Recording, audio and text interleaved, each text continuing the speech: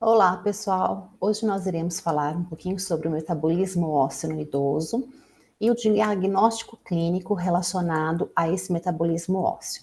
E daremos uma atenção especial a determinadas condições, como a osteoporose, a osteomalácia e a sarcopenia. Nós começaremos falando um pouquinho sobre a fisiologia osteomuscular no adulto.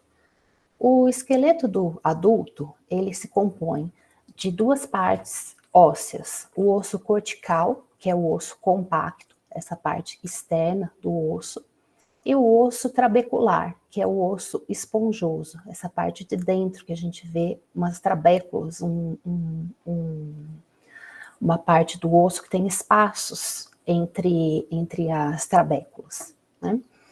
E o osso, mesmo no adulto, ele está em constante processo de remodelação, com o processo de reabsorção óssea, seguido pelo processo de formação óssea. E esse processo, ele é essencial para a manutenção do esqueleto. E nós iremos falar nessa aula, então, sobre alguns interferentes nesse processo que podem levar a determinadas doenças ósseas, nos idosos especificamente. A vitamina D, ela tem um papel muito importante nesse aspecto de remodelação óssea. A vitamina D, ela tem a síntese feita na pele, através do 7-deidrocolesterol, que ele se transforma em vitamina D3 pela ação dos raios ultravioleta, ou ela também pode ser adquirida através da ingestão.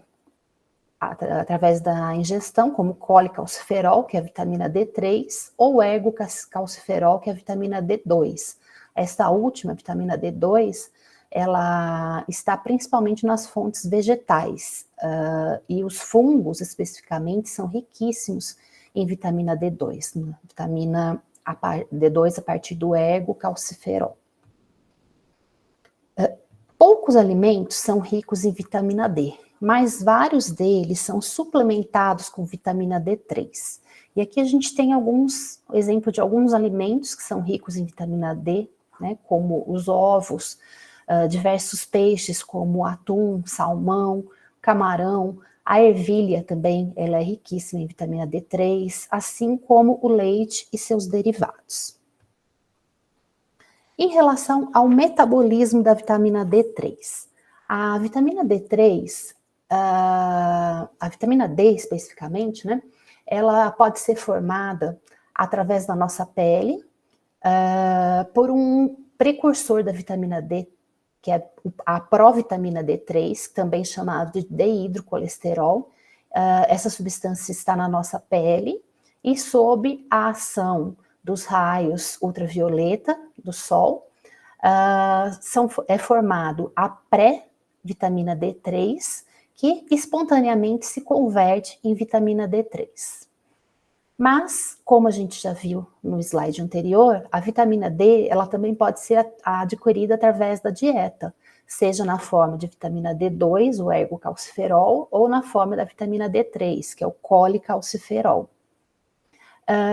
Na nossa dieta, essas vitaminas, tanto a D2 como a D3, elas sofrem um processo de hidroxilação no fígado, formando a 25-hidroxivitamina D, ou então o chamado calcidiol. Esse calcidiol, ele sofre um outro processo de hidroxilação, dessa vez nos rins, formando então a 1,25 de hidroxivitamina D ou o calcitriol, certo? Então, aqui no fígado tem um processo de uma hidroxilação, né, adquirindo esse radical hidroxil na posição de carbono 25, e depois, na sequência, nos rins vai sofrer um novo processo de hidroxilação. Então, a gente vai ficar com 2 radicais hidroxil, um no carbono número 1 e um no carbono 25, que já existia. E aí, então, essa vitamina dihidroxilada, né, o calcitriol, ele vai ajudar na mobilização dos estoques de cálcio nos ossos, né, vai atuar nos ossos, ajudando na mobilização dos estoques de cálcio, vai estimular a absorção de cálcio e fósforo no intestino, tá? Ajudando a manter tanto os níveis de cálcio como de fósforo no sangue. Além disso, ocorre também a inversão, né, a formação da 1,25 de hidroxivitamina D ou calcitriol através das glândulas paratireoides, que a gente vai falar daqui a pouquinho. Então, elas têm uma influência na formação dessa forma hidroxilada da vitamina D. Em relação ao papel da vitamina D, ela tem como principais ações absorver o cálcio no intestino e sinergismo com o paratormônio, que é formado lá na glândula paratireoide, sendo essencial para a homeostasia do cálcio e a manutenção do esqueleto saudável. Na célula muscular esquelética, a vitamina D vai atuar aumentando o transporte de cálcio, a síntese proteica e também a velocidade da contração muscular. Nesse esquema, a gente observa, então, novamente, o 7-hidrocolesterol da pele sendo transformado em vitamina D3 através da radiação ultravioleta do sol. A gente observa a ingestão da vitamina D da dieta ou através de suplementos, né? Formando a vitamina D3, depois que passa pelo fígado, e a dihidroxivitamina D3, depois que ela passa pelos rins. Além da pele, então, o fígado e os rins e a paratireoide, eles atuam no metabolismo do cálcio, né? E a paratireoide, por sua vez, né, que são essas glândulas que estão localizadas junto à nossa glândula tireoide, ela produz um hormônio que se chama paratormônio, que estimula a transformação da hidroxivitamina D para a dihidroxivitamina D3, tá? E quando a gente tem níveis baixos dessa dihidroxivitamina D3, decorrentes de uma deficiência de vitamina D, ou de doença renal, ou de doença hepática, né? O que acontece é que aumenta os níveis de paratormônio, que é produzido por essas glândulas paratireoides.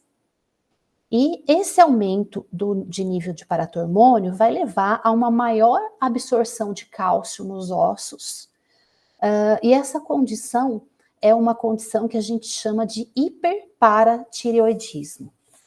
Aqui nesse esquema, a gente observa, então, todos os locais onde a vitamina D pode atuar, né? Então, ela pode atuar, por exemplo, na próstata, nas mamas e no cólon, inibindo a proliferação clonal de células, atuando, então, numa defesa contra certos tipos de câncer, por exemplo. Ela pode atuar lá nas células, nos glóbulos vermelhos, ajudando na hematopoese. Ela pode também atuar no pâncreas, aumentando a secreção de insulina e, com isso, ajudando a prevenir diabetes. Também pode atuar no intestino, aumentando a absorção de cálcio e fosfato. Atua nos ossos, né? Aumentando a mineralização, a calcificação, a mineralização desses ossos, deixando-os mais fortes. E ela também pode atuar no coração e em outros locais que a gente vai mencionar daqui a pouquinho.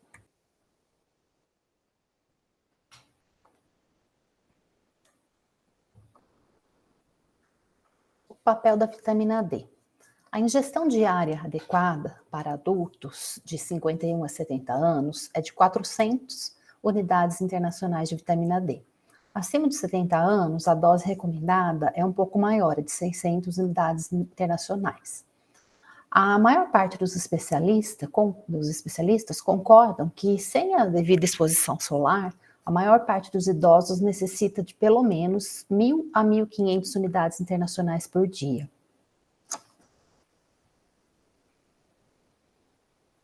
Quais são as causas da deficiência de vitamina D em idosos? Primeira causa é a redução dos metabólitos secundários. Depois, a exposição insuficiente à luz ultravioleta, à luz solar, a insuficiência de vitamina D na dieta, síndromes de má absorção, alterações no metabolismo da vitamina D, hepatopatias crônicas ou ainda insuficiência renal crônica. A osteoporose. A osteoporose, ela é caracterizada pela baixa massa óssea e pela deterioração da microarquitetura do osso. Com isso, aumenta-se a fragilidade e o risco de fraturas nos idosos. Existe uma maior prevalência de osteoporose nas mulheres após a menopausa e nos homens com idade mais elevada. Uma das causas da osteoporose pode ser a deficiência de vitamina D. Nesse esquema, a gente observa a perda de densidade óssea durante a nossa vida. Então, no início da nossa vida, em torno dos 25, 30 anos de idade, é o período onde se tem uma maior massa óssea, uma maior densidade óssea. E à medida que a gente vai envelhecendo, a perda óssea, ela começa a aumentar lentamente e a taxa de produção óssea começa a diminuir. E com isso podendo causar em torno dos 60 anos o que a gente chama de osteopenia e em torno dos 70 anos a osteoporose.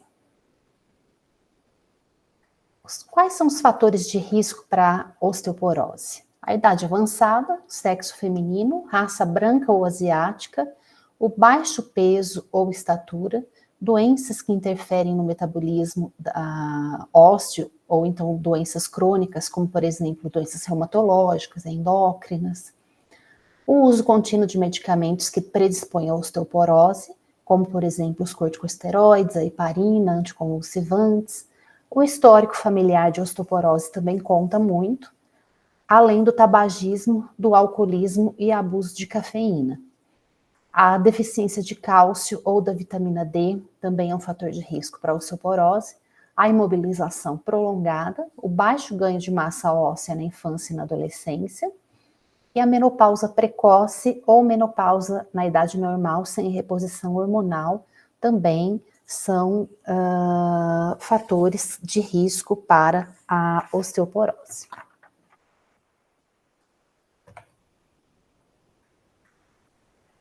A osteoporose, ela surge quando há um desequilíbrio no processo de remodelação óssea, né, no processo de reabsorção e formação óssea. E então, quando a reabsorção predomina sobre a formação óssea, a gente resulta em uma diminuição da massa óssea, dando então origem ao surgimento da osteoporose.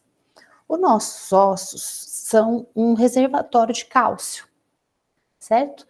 E esse reservatório, ele tem níveis que tem que estar num limite, e esse limite mais ou menos fixo, para poder haver deposição ou reabsorção de cálcio conforme necessário. Quando o osso está sujeito à carga, é induzida a reabsorção. E quando ele está sujeito à tração, é induzida a deposição de cálcio. O reservatório de cálcio, ele também é influenciado por fatores hormonais, como o paratormônio e a calcitonina. O paratormônio, ele promove a reabsorção óssea e a excreção de fosfato pelo rim, aumentando então os níveis de cálcio no sangue. E diminuindo os níveis de fosfato. Então, ao mesmo tempo que ele aumenta os níveis de cálcio, ele diminui os níveis de fosfato no sangue. A calcitonina, tá aqui em cima, ela inibe a reabsorção da matriz óssea. O hipoparatiroidismo vai provocar um aumento do paratormônio, provocando, então, uma diminuição no cálcio do osso, que é a osteomalácia. Quando há o hipoparatiroidismo, há o aumento do cálcio no osso, que proporciona a osteopetrose. Os fatores nutricionais, também são muito importantes, como o cálcio da alimentação, a vitamina D, que é fundamental para a absorção desse cálcio no intestino, como a gente já viu em slide anterior. E quais são os tipos de osteoporose? A osteoporose ela pode ser primária, quando os únicos fatores associados são a menopausa e a idade avançada. A osteoporose primária é o tipo mais comum de osteoporose. Ela é responsável por mais de 95% dos casos em mulheres e aproximadamente 80% dos casos de osteoporose em homens. E geralmente é causada por fatores associados à idade. Nas mulheres, a perda acelerada da densidade óssea acontece durante a menopausa, quando a produção de estrógeno começa a desacelerar. Geralmente, isso acontece em torno dos 45 aos 55 anos de idade. Já nos homens, a perda da massa óssea, ela é gradual e começa normalmente entre as idades de 45 e 50 anos, quando a produção da testosterona começa a diminuir. A chance de desenvolver a osteoporose primária vai depender da densidade dos ossos no início da vida, e por isso que a gente deve manter uma dieta saudável, rica em cálcio, em vitamina D, assim como praticar exercícios físicos, que são ações que diminuem os riscos de desenvolver a doença na velhice. E outro tipo de osteoporose é a osteoporose secundária, quando há uma doença subjacente. As causas da osteoporose secundária são doenças endócrinas, doenças nutricionais, inflamatórias crônicas, doença renal crônica, doenças neuromusculares, condições gastrointestinais, várias delas, como doença celíaca, doença de Crohn, bypass gástrico, medicamentos, como glicocorticoides, anticonvulsivantes, medroxiprogesterona, o HIV e seu tratamento, doenças malignas e além das causas genéticas. A osteoporose secundária, ela é responsável por menos de 5% dos casos em mulheres e cerca de 20% em homens. E ela tem sintomas semelhantes àqueles que são observados na osteoporose primária. No entanto, a osteoporose secundária, ela ocorre como resultado dessas condições médicas, além dessas que eu falei, as leucemias, e principalmente as doenças onde a gente observa alteração hormonal. A osteoporose secundária, ela pode afetar uma pessoa em qualquer idade, não necessariamente só idosos, né? Desde que tenham essas doenças subjacentes. A osteomalácia e a sarcopenia. A osteomalácia, ela ocorre por diminuição da mineralização óssea, sendo a forma adquirida causada quando os níveis séricos de vitamina D são extremamente baixos. E a sarcopenia, ela se caracteriza por perda de massa muscular esquelética, diminuição de força, com risco de incapacidade física. E também uma diminuição na qualidade de vida e aumento da mortalidade. E ela também pode acontecer por conta da deficiência de vitamina D. A osteoporose, a osteomalácia e a sarcopenia, geralmente elas ocorrem associadas no idoso, levando então a um maior risco de quedas e fraturas. Aqui a gente observa uma figura mostrando no caso da osteomalácia, como é a composição esquemática de um osso normal. E aqui mostrando a composição óssea esquemática de um osso de indivíduo que tenha osteomalácia. A gente observa que esses espaços vagos, eles aumentam. Isso pode tornar os ossos menos densos e até mesmo encurvados, como a gente pode observar aqui, né? Essa curvatura, presença de curvatura nos ossos, podendo levar a uma maior fragilidade, a riscos de fratura. E aqui a gente observa uma figura esquemática mostrando o que acontece durante a sarcopenia, certo? Essa diminuição da massa muscular que acontece nos idosos, que pode fazer com que ele tenha com certeza vai fazer com que aconteça com que ele tenha uma menor força muscular. O raquitismo e a osteomalácia são doenças que são caracterizadas pelo defeito da mineralização do osso. A osteomalácia, ela vai ocorrer, então, como já mencionado, por defeito na mineralização da matriz óssea, e o raquitismo, ele é um defeito da mineralização das cartilagens de crescimento na criança, e se apresenta com retardo, e nesse caso, né, a criança se apresenta com retardo no crescimento e deformidades esqueléticas.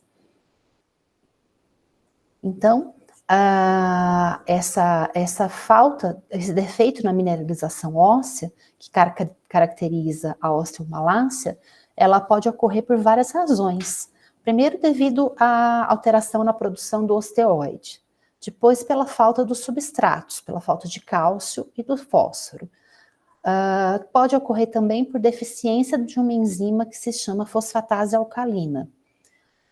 Ainda pode ocorrer pela alteração no pH do osso, nas acidoses metabólicas, ou ainda na presença de substâncias inibidoras da mineralização, como bifosfonados, alumínio e flúor. A deficiência de vitamina D, ela é uma das principais causas, tanto do raquitismo, que acontece na criança, como da osteomalácia, que costuma acontecer nos idosos.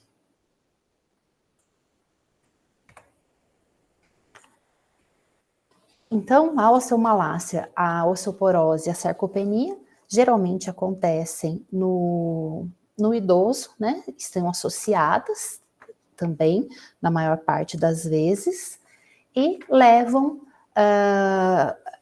aparecem, né, devido a uma menor exposição solar, a uma redução na síntese de vitamina D na pele, da sua hidroxilação hepática ou renal, e da concentração da função dos receptores intestinais para vitamina D decorrentes da idade. Com isso, a gente vai ter um idoso com um risco aumentado de quedas e fraturas, além de um idoso que tem uma menor força muscular para se manter firme, rígido, né, de forma que ele tenha segurança ao caminhar, a fazer suas atividades do dia a dia. Em relação à avaliação clínica, o que nós temos para dizer? Em primeiro lugar, a osteoporose, geralmente, ela é assintomática. As fraturas, elas acontecem pela fragilidade óssea, devido à baixa deposição de cálcio, que pode ser causada pela deficiência de vitamina D. A dor óssea generalizada ou localizada, ela é comum na osteomalácia, quando de longa data, e as deformidades progressivas podem ocorrer. Na sarcopenia, ocorre dor muscular, aumento de quedas, diminuição da força muscular e também deterioração no equilíbrio desse indivíduo.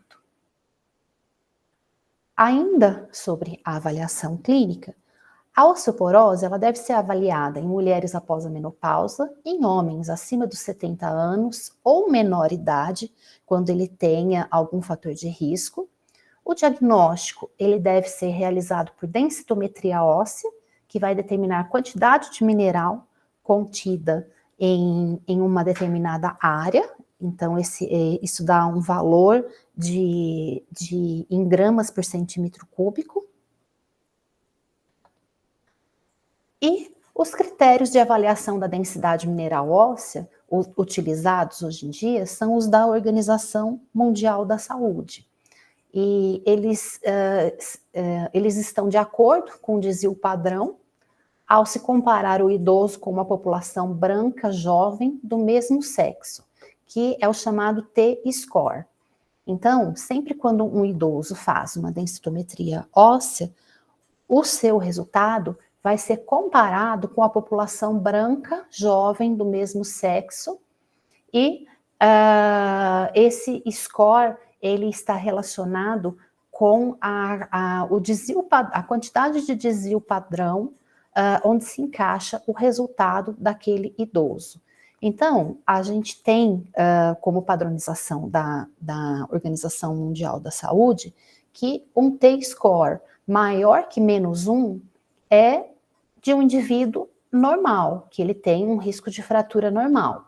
Quando esse T-score está entre -1 e -2,5 desvios padrões, significa que o indivíduo ele tem uma baixa massa óssea, ele tem uma osteopenia e ele tem um aumento de 4 vezes de risco de fratura.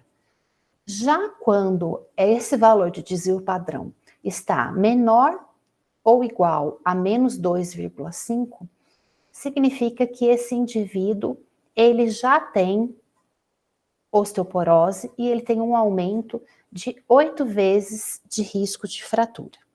E quando o indivíduo tem uma ou mais fraturas, a gente já considera como osteoporose grave e um aumento de 20 vezes no risco de outras fraturas, independente da massa óssea. Então, essa tabelinha que é utilizada para enquadrar os idosos em relação aos riscos de fratura. Aqui nessa figura, a gente observa um resultado de densitometria óssea, tanto para vértebras, né, da L1 a L4, como para a região da cabeça de fêmur de um indivíduo.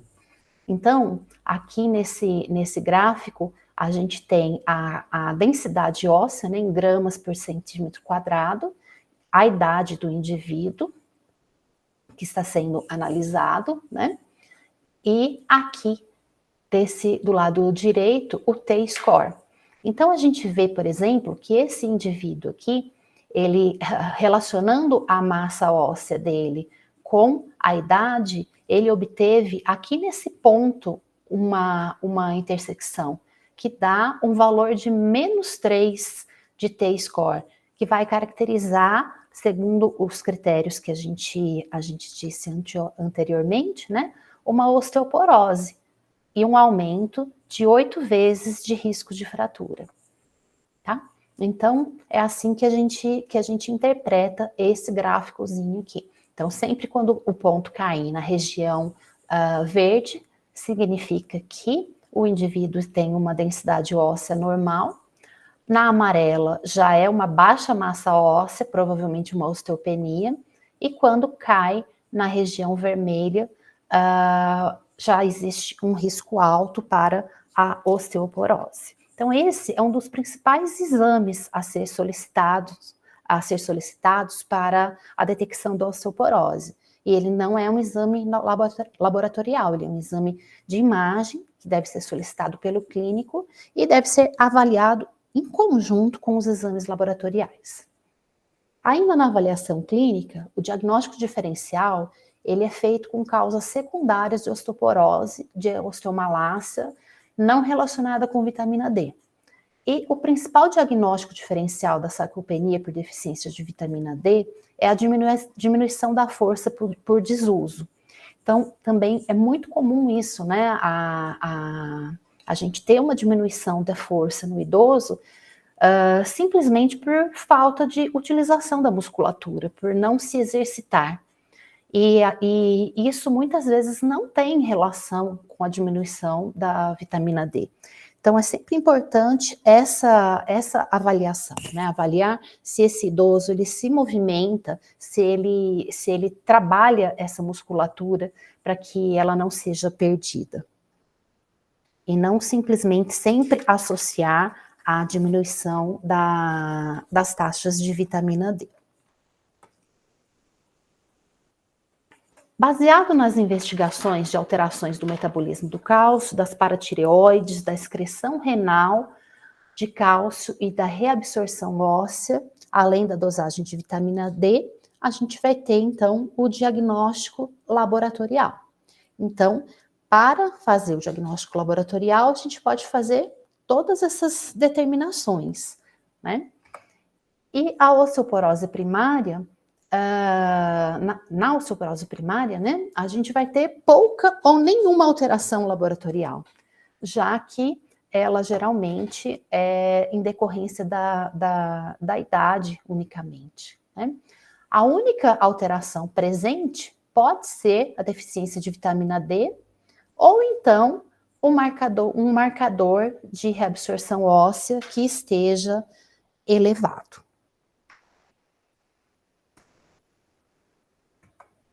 Em relação à dosagem do cálcio no sangue, a hipocalcemia, ela pode ser vista na fase inicial da osteoporose por deficiência de vitamina D, essa diminuição do cálcio no sangue, tá? Outras causas que podem levar à diminuição do cálcio no sangue podem ser doenças intestinais que diminuem a absorção de cálcio. E é menos frequente a hipomagnesemia e o alcoolismo crônico, que também podem levar à diminuição do cálcio no sangue. O hiperparatireoidismo, ele é a causa ambulatorial mais frequente de hipercalcemia em pacientes hospitalizados, doenças malignas, seja por lise óssea, por produção de proteína relacionada com paratormônio, ou produção de hidroxivitamina D2, a gente pode ter também o aumento do cálcio no sangue. E a hipervitaminose D é a causa menos frequente. A calciúria, a liberação de cálcio na urina, as causas são as mesmas da hipocalcemia, e a hipercalciúria renal, por defeito tubular renal, com perda de cálcio, e hipercalciúria de jejum, ela pode acontecer por reabsorção óssea de cálcio, indeterminada por ela estar associada à osteoporose. E apesar da análise no cálcio na urina ser importante para determinar a perda diária desse mineral pelos rins, ela pode ser dificultada por conta da coleta da urina, que tem que ser uma coleta durante 24 horas, e muitas vezes esse idoso, ele perde alguma dessas amostras, ou por ele ter incontinência urinária, ou por ele esquecer de fazer a coleta. Então, devido a isso, a análise, ela acaba sendo um pouco prejudicada, né? Um pouco prejudicada por conta do monitoramento da coleta em si. Já o fosfato no sangue e na urina. O fosfato ele pode ser determinado tanto no sangue como a urina, e no sangue o fosfato ele tende a manter a relação inversa com o cálcio, de modo que os casos de osteoporose devido a hiperparatireoidismo, eles acontecem com o fosfato baixo. Então, quando o cálcio estiver elevado, ele vai ter um fosfato baixo.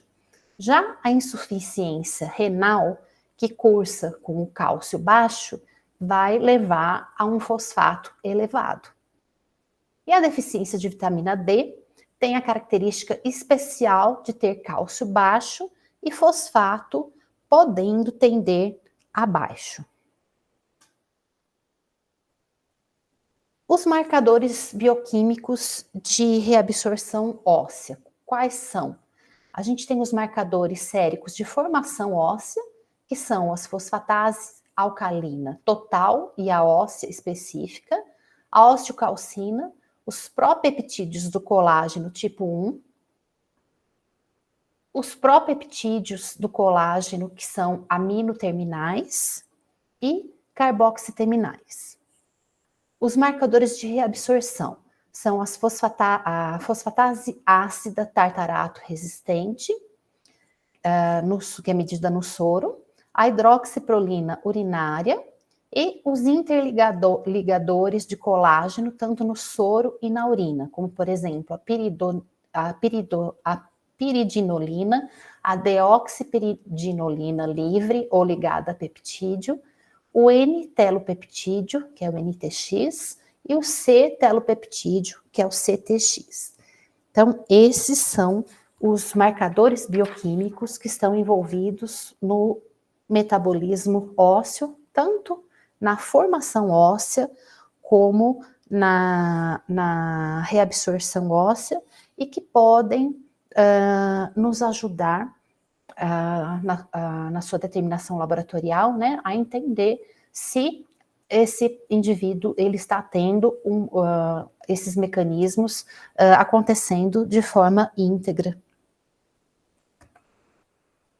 Os telopeptídeos do colágeno tipo C e os telopeptídeos do colágeno, assim tanto o CTX como o NTX. CTX significa que ele é um telopeptídeo ligado a um carbono C, a uma proteína C-terminal. E aqui no caso do NTX, N-terminal. Então, esses marcadores, eles são produtos de degradação do colágeno tipo 1, são produtos específicos do osso, e eles são liberados durante o processo de reabsorção.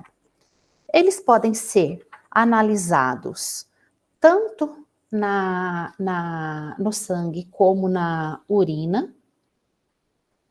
A análise do CTX tem um melhor desempenho do que os outros marcadores, e quando eles estão elevados, indicam um aumento da reabsorção óssea.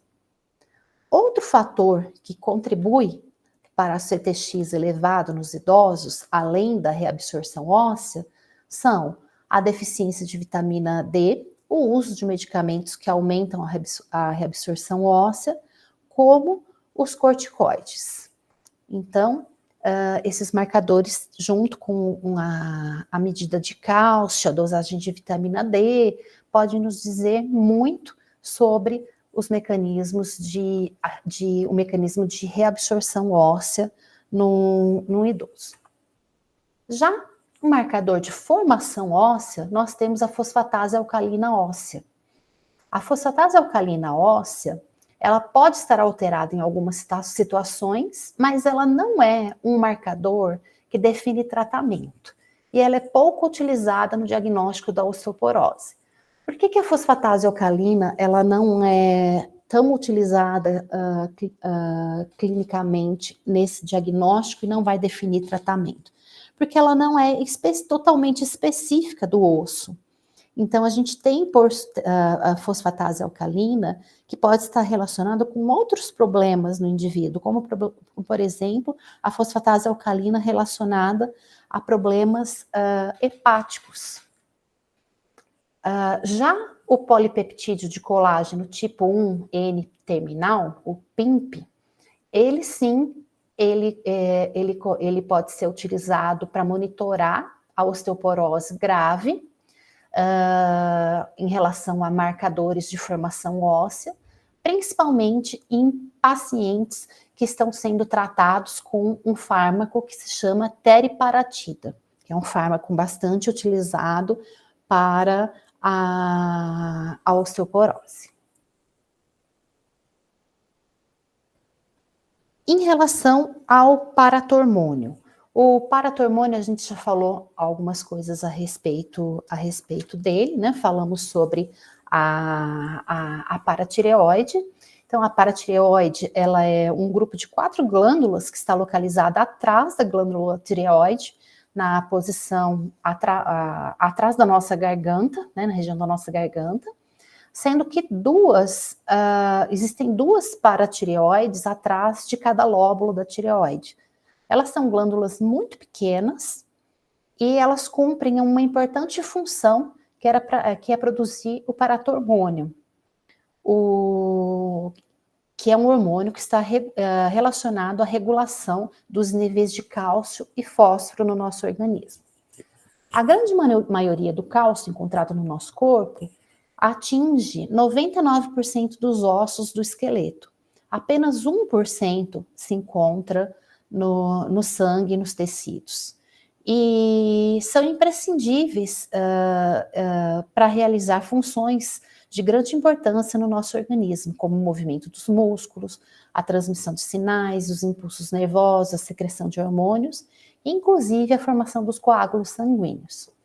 E o paratormônio, quando ele está elevado, então a sua alta produção pelas glândulas paratireoides leva ao que a gente chama de hiperparatireoidismo, que geralmente é secundário à deficiência de vitamina D. Quando elevado, o paratormônio pode levar, então, também a hipercalciúria renal, então, ao excesso de cálcio sendo liberado na urina, e ao hiperparatireoidismo primário.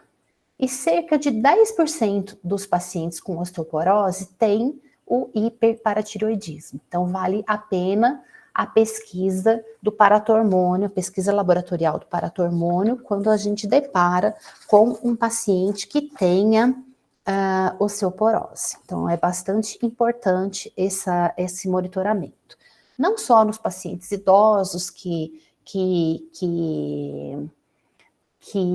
têm propensão à osteoporose, mas também em outros pacientes que possam ter problemas na absorção de cálcio, como pessoas que já fizeram cirurgias gástricas, ou que têm algum problema na metabolização da vitamina D e tudo mais. Né? Então, é bastante importante esse monitoramento do paratormônio. Bom, a vitamina D. A vitamina D, é importante que ela seja dosada na osteoporose, em conjunto com outros marcadores do metabolismo do cálcio.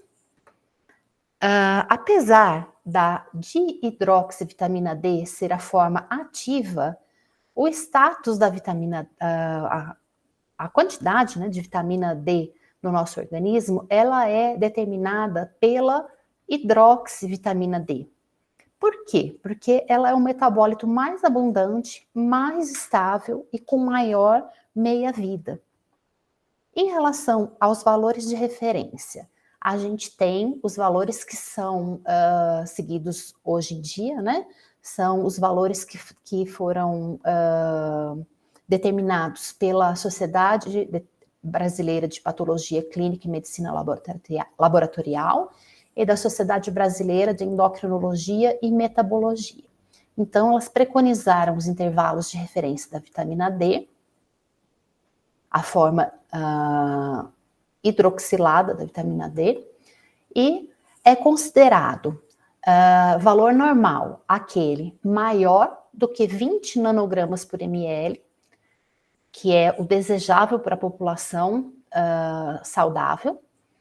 Entre 30 e 60 nanogramas por ml é o recomendado para grupo de risco, como os idosos, gestantes, pacientes com osteomalácia, raquitismo, osteoporose, hiperparatireoidismo secundário, doenças inflamatórias, doenças autoimunes e renal crônica, e pré-bariátricos e bariátricos. Entre 10 e 20 nanogramas por ml é considerado um valor baixo, né, com risco de aumentar a remodelação óssea. Com isso, tem risco de perda óssea e também maior risco de osteoporose e fraturas. O valor menor do que 10 nanogramas por ml é um valor considerado muito baixo e com risco de evoluir para defeito da mineralização óssea, que é a osteomalácia e raquitismo. Os pacientes, nesse caso, eles apresentam dor óssea, fraqueza muscular e podem ter fraturas. Já o valor acima de 100 nanogramas por ml é considerado elevado, com risco de hipercalcemia, quando a quantidade de cálcio no sangue é maior que o normal, e riscos de intoxicação. Os pacientes que estão entre 20 e 30 nanogramas por ml, eles não necessitam de reposição de vitamina, e valores acima de 100 nanogramas por ml são tóxicos, e a reposição ela deve ser feita somente com acompanhamento médico. No hiperparatiroidismo secundário, geralmente, então, a hidroxivitamina D está abaixo de 20 nanogramas por decilitro, geralmente está associada com cálcio baixo e cálcio urinário e paratormônio aumentados. Na osteomalácia, geralmente tem deficiência grave de vitamina D, com níveis abaixo de 10 nanogramas por decilitro. E na sarcopenia, nós podemos encontrar níveis variados de vitamina D. A vitamina D, ela tem uma ação benéfica comprovada em doenças autoimunes, ela tem efeitos cardiovasculares e proteção contra alguns tipos de câncer, porém, ela não previne doenças nesses sistemas, como ela faz comprovadamente nos sistemas ósteo-neuromuscular.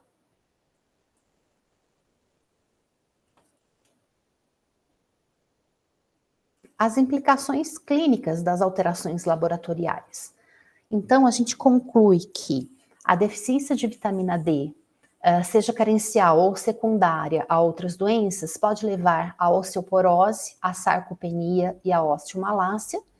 Todas elas podem ser detectadas por exames laboratoriais específicos, que a gente comentou aqui hoje, e a suplementação de vitamina D, associada ao cálcio em idosos deficientes de vitamina D, contribui para melhorar a função ósteo-neuromuscular. Mas essa suplementação, ela sempre deve ser feita pelo clínico e controlada de tempos em tempos, para que não ocasione o valor exagerado, tanto para cálcio como para vitamina D, que a gente já viu que é tóxico.